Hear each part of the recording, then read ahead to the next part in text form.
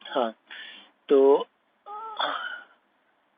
हम बेसिकली हैं subsequent cost के ऊपर। Subsequent cost after the asset is brought to use, सही है, यूजेबल कंडीशन। ऐसे उस कंडीशन में आने के बाद जो कॉस्ट मैं इनकर कर रहा हूँ वो मैं रिकॉग्नाइज नहीं करूंगा, लेकिन कुछ ऐसी कॉस्ट होती हैं जो आगे जा करके मैंने जिस टाइम रिकॉग्नाइज किया उस टाइम मुझे इनकर नहीं करनी थी, लेकिन आगे जा करके इनकर करनी पड़ी, सिग्निफिकेंट है और उसकी वजह से एसेट की लाइफ में फर्क पड़ रहा है, तो ऐसी कॉस्ट को मैं रिकॉग्नाइज करूंगा। Cost of property plant and equipment include the cost incurred initially at the time of acquisition and the cost incurred subsequent to recognition of an asset, सही है, to add to or replace part or service it, ये है main चीज, सही है। अगर subsequent cost ये 3 criteria में से कोई भी क्राइटेरिया मीट कर रही है, या तो वो उसमें कोई एडिशन कर रही है, या एडिशन मतलब उसकी जो इकोनॉमिक बेनिफिट है वो ऐड ऑन होकर के मुझे मिल रहा है, रिप्लेस कर रही है कोई पार्ट, या उससे फर्दर सिग्निफिकेंट कोई सर्विस है, तो वो इसमें ऐड हो जाएगी। अब सब्सिक्वेंट कॉस्ट क्या है भाई, कुछ डे टू डे सर्विसिंग की भी कॉस्ट है, ये कैपिटलाइज नहीं होगी, सही है, नॉट। उसके बाद है कुछ रिप्लेसमेंट कॉस्ट है, सही है, रिप्लेस फिजिकल पार्ट, ये कैपिटलाइज होगी। कुछ ऐसी है जो कि मेजर इंस्ट्रक्शन है विदाउट एनी रिप्लेसमेंट, सही है, regardless of whether part are replace और नॉट, ये भी कैपिटलाइज होगी। यानी कौन सी नहीं होगी, day to day servicing expenses जो है वो कैपिटलाइज नहीं होंगे। इसके अलावा जो है जो वैल्यू ऐड कर रहे हैं एसेट में वो कैपिटलाइज होंगे। ऐसे ये 3 एक्सपेंसेस जो डे टू डे नहीं है वो कैपिटलाइज होंगे।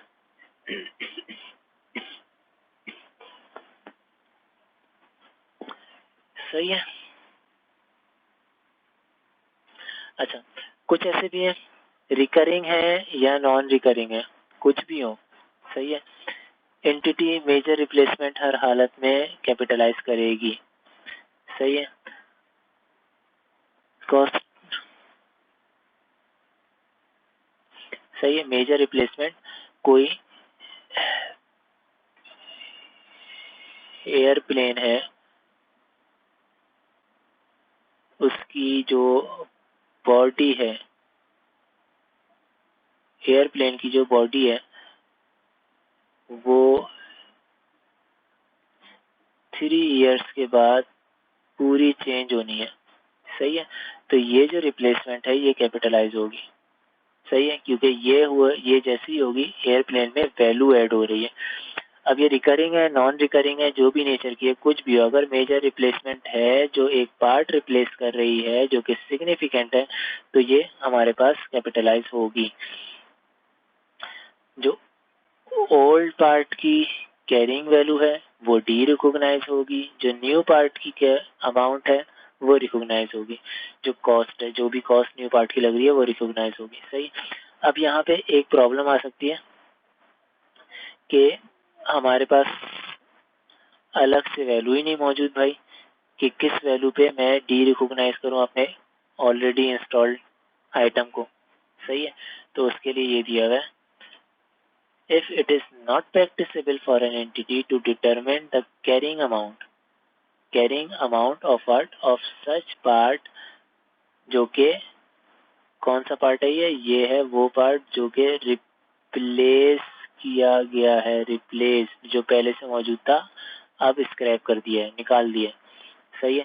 Then replacement cost can be used as an indication, सही है।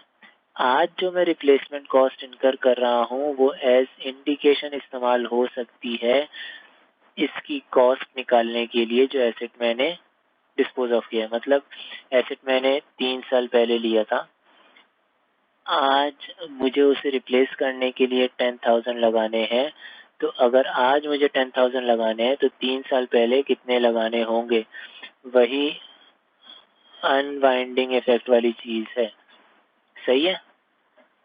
तो 3 साल पहले जो इसकी अमाउंट आएगी मैं उस अमाउंट पे जाऊंगा, उस अमाउंट को मैं कॉस्ट कंसिडर करूंगा और फिर उसे डेप्रिशिएट करते हुए लेकर के आऊंगा रिप्लेसमेंट वाली डेट के ऊपर। यहाँ पे जो कैरिंग वैल्यू होगी इसको मैं डी रिकॉग्नाइज कर दूंगा।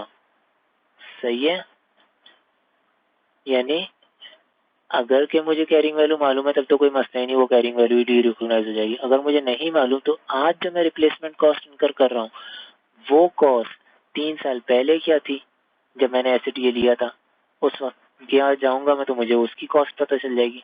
उस कॉस्ट को मैं आज तक डेप्रिशिएट करूंगा, जो डेप्रिसिएशन के बाद वैल्यू बचेगी वो कैरिंग अमाउंट है, उस वैल्यू से मैं उस एसेट को डी रिकॉग्नाइज कर दूंगा। सही है, ये हो गई रिप्लेसमेंट, ये हो गई रिप्लेसमेंट।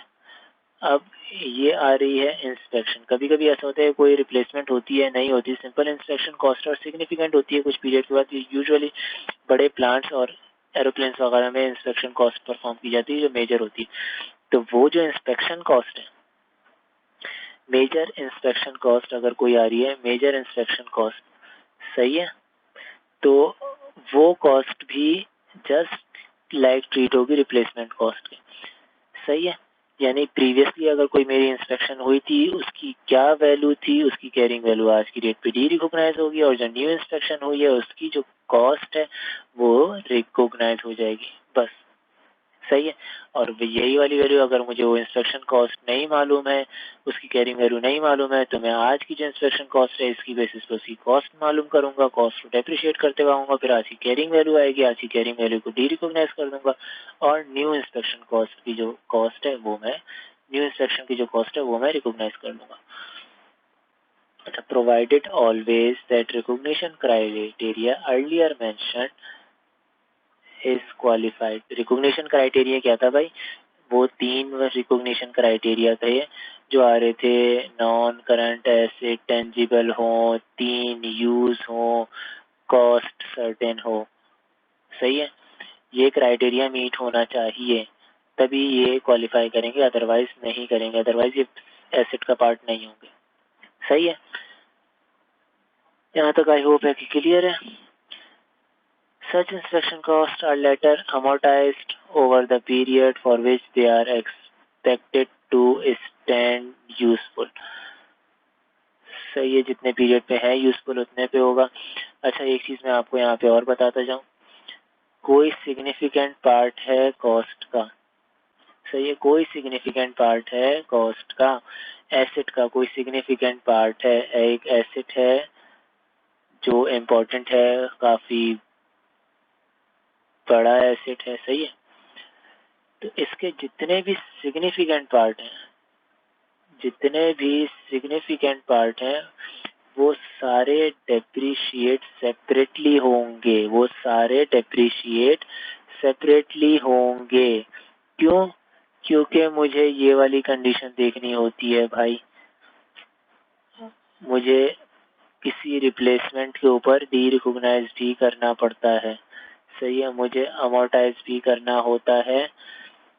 ये अमोर्टाइज वाली चीज डाली इसलिए क्योंकि मुझे रिकॉग्नाइज और डी रिकॉग्नाइज करना है रिप्लेसमेंट के ऊपर। तो मुझसे बोला गया कि भाई जो सेपरेट सिग्निफिकेंट पार्ट है एसेट के उन सबको सेपरेटली डेप्रिशिएट किया जाए। इट डजंट मीन कि सेपरेटली फाइनेंशियल स्टेटमेंट में भी डिस्क्लोज किया जाए। फाइनेंशियल स्टेटमेंट और क्लास ऑफ एसेट बताते हैं, उन एसेट को डिफरेंट रेट पे डेप्रिशिएट किया जा सकता है, ये याद रखें। सही है, एग्जाम्पल्स ऑफ सब्सिक्वेंट कॉस्ट, क्या एग्जाम्पल है भाई, which needs to be expensed out instead of capitalizing। सही है, यानी किनको हमें कैपिटलाइज नहीं करना, किन कॉस्ट को। लेबर की कॉस्ट आ गई, responsible for repair maintenance of the asset. सही है, इसके बाद कंज्यूमेबल्स आ गए, यूज्ड इन द ऑपरेशन। सही है, इसके बाद स्मॉल पार्ट्स आ गए that need replacement frequently, regularly, regular intervals पे चाहिए। सही है, तो इस तरह की कॉस्ट मैं रिकॉग्नाइज नहीं करूंगा। लेबर की कॉस्ट जो मेंटेनेंस वगैरह में जा रही है, कंज्यूमेबल्स जो नॉर्मल प्रोडक्शन में इस्तेमाल हो रहे हैं, और स्मॉल पार्ट्स जो फ्रीक्वेंटली रिप्लेस हो रहे हैं। बाकी हम बाद में देखें।